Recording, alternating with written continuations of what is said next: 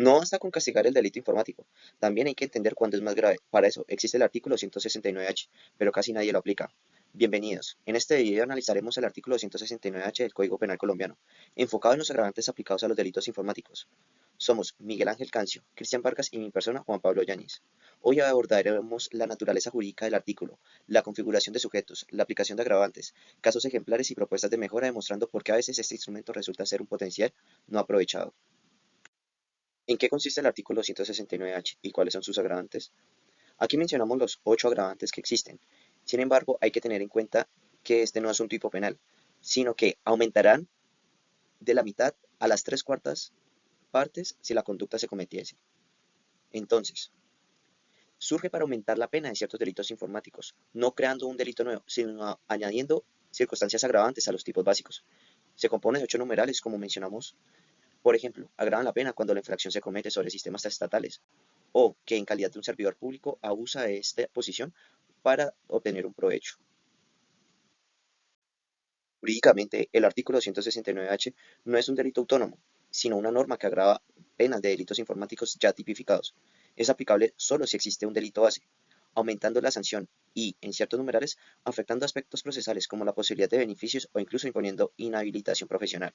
En este marco, el sujeto activo es quien realiza el acto delictivo, pudiendo ser cualquier persona, pero con agravantes si se da el caso de servidores públicos o responsables de la administración de información. El sujeto pasivo abarca tanto personas naturales como jurídicas, al punto de afectar bienes tan importantes como la confidencialidad, la integridad y la disponibilidad de datos y sistemas informáticos. Concurrencia de agravantes, aplicación y descarte. La aplicación de agravantes puede ser concurrente siempre y cuando cada uno aporte un elemento distinto de gravedad. Sin embargo, es necesario descartar agravantes cuando su contenido ya se incluye en el delito base o se repite en el mismo elemento probatorio, para evitar la doble valoración y respetar el principio del non bis in idem. La acumulación de agravantes debe realizarse de manera que no se incurra en una sanción desproporcionada, ni en una duplicidad de punibilidad por un mismo elemento ya valorado en el tipo penal base. La jurisprudencia ha sostenido que pueden aplicarse múltiples circunstancias de agravación punitiva, siempre que cada una obedezca a factores diferenciables. Para determinar si un agravante del artículo 269H debe excluirse, se debe realizar el siguiente análisis. El primero, determinar el tipo penal base, identificar el delito informático cometido en los artículos 269A hasta el 269G. El segundo paso es examinar la relación entre el tipo penal y el agravante. Si el elemento agravante está ya contenido en el tipo base, su aplicación es improcedente.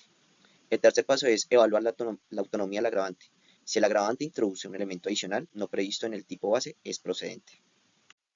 Ahora, diversas corrientes doctrinales explican que cada una de las circunstancias agravantes del artículo 269H añade un elemento de culpabilidad y repudio que debe ser evaluado de forma independiente. Autores como Andrade y otros han profundizado la necesidad de interpretar estos numerales de manera teleológica, es decir, entendiendo el fin que protegen, como la seguridad y la confianza en la información, en lugar de tratar los delitos como solamente fraudes económicos. Esto implica una mayor atención en aspectos como el abuso de confianza, la revelación de información, la obtención de provecho, que son elementos cruciales para la respuesta penal adecuada.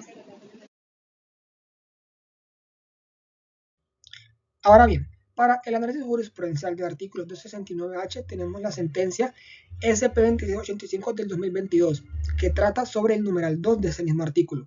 En esa sentencia, dos individuos fueron condenados por acceder ilegalmente al sistema informático de IMPEC. Entonces, básicamente, la Corte Suprema en la Sala Penal hace énfasis en el numeral 2 y establece que el agravante se aplica solamente si el servidor usa su función para facilitar el delito. Eso quiere decir que se valga de las funciones preestablecidas en su cargo para la ejecución del delito. Entonces, básicamente, no basta con ser solamente un servidor, sino que se debe comprobar que el cargo de servidor público fue utilizado para delinquir, es decir, que las funciones del cargo fueron el medio para poder delinquir. En cuanto al análisis cuantitativo y criminal, tenemos que las estadísticas oficiales evidencian un incremento considerable de delitos informáticos con más de 65.000 denuncias a 2022 a nivel nacional. Sin embargo, solamente el 1%, de hecho menos del 1%, corresponde a procesos que se han llevado aplicando los numerales del artículo 269H. Y esto básicamente subraya una dificultad en la sistematización de estos casos porque hace evidente que hay una notable problemática en la judicialización. Y eso se ve claro porque, por ejemplo, en Cali solamente el 0.95% de los casos reportados corresponden a situaciones específicas que contienen los agravantes. Igualmente, esto no deja de ser una problemática porque del 2021 al 2022 crecieron un 21% los reportes o las denuncias de delitos informáticos. Y esto demuestra una notable problemática de, primero, impunidad y segundo, de judicialización de estos casos. La Fiscalía General ha realizado un profundo seguimiento de los delitos informáticos, publicando imágenes o análisis que permiten visualizar el alcance del cibercrimen. Aunque se han identificado casos con agravantes, el análisis revela que no es común que se utilice el artículo 269H, y esto evidencia la necesidad de mejorar los procesos de imputación y fortalecer la capacidad investigativa de nuestros órganos. Les traemos un análisis que se hizo desde la Fiscalía de Cali, en la que desde el 2020 al 2024 nos muestra que se han hecho 3.689 denuncias por delitos informáticos. Tenemos de este lado acá dos valores, en el 2024 y en el 2024. En naranja es cuando se cometieron los hechos del delito informático, y por otro lado tenemos el lado verde, que es cuando se denunció el delito informático, lo que muestra que cuando se cometen los valores son menores a cuando se denuncian. Esto quiere decir que los delitos informáticos no se denuncian, inmediatamente se cometen. Por otra parte, tenemos que de estos 3.689 denuncias en indagación hasta el 2024 hay 3.682, en investigación 4 y en juicio 3, lo que quiere decir que no es muy común que, por ejemplo, se lleven a investigación o a juicio este tipo de delitos. Y para finalizar, este análisis nos muestra que a pesar de que hay muchas denuncias por delitos informáticos, hay muy pocas con agravantes, de los cuales solamente 32 denuncias por acceso abusivo a un sistema informático tienen el agravante del numeral 5, que es beneficio para sí o para un tercero. Suplantación de sitio web, se han hecho 10 denuncias con el agravante de el numeral 5, beneficio para sí o para un tercero. Y violación de datos personales, tiene 10 solamente el agravante de beneficio para sí o para un tercero, lo que muestra que el mayor agravante o el agravante que mayor se presenta es el del numeral 5, que es beneficio para sí o para un tercero. Esto no quiere decir que este numeral se lleve a investigación o a juicio, solamente queda en denuncia, según lo que nos muestra este análisis que se hizo desde la Fiscalía de Cali.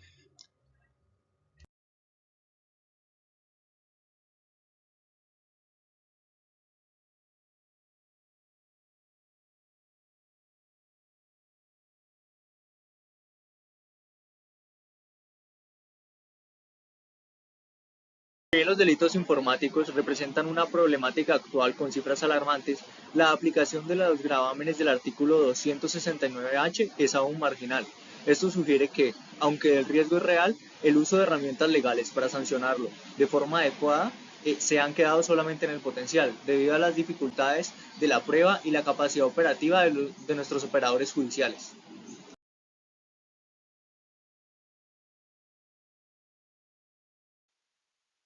Entre las propuestas de mejora se encuentran la reforma puntual al artículo 269H para dar mayor claridad y priorizar los agravantes más dañinos.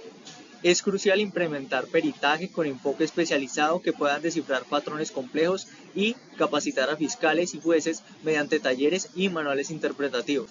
También se destaca la importancia de la cooperación internacional y, sobre todo, de una voluntad política decidida de combatir el cibercrimen de manera integral.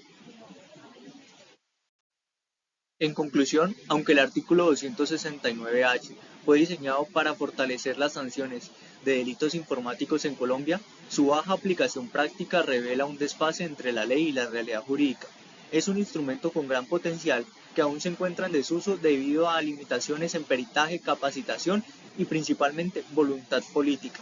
La transformación requiere medidas integrales y un compromiso decidido por parte del Estado para enfrentar el cibercrimen de manera efectiva. Entonces, ¿hasta cuándo vamos a dejar de lado esta herramienta para combatir la cibercriminalidad?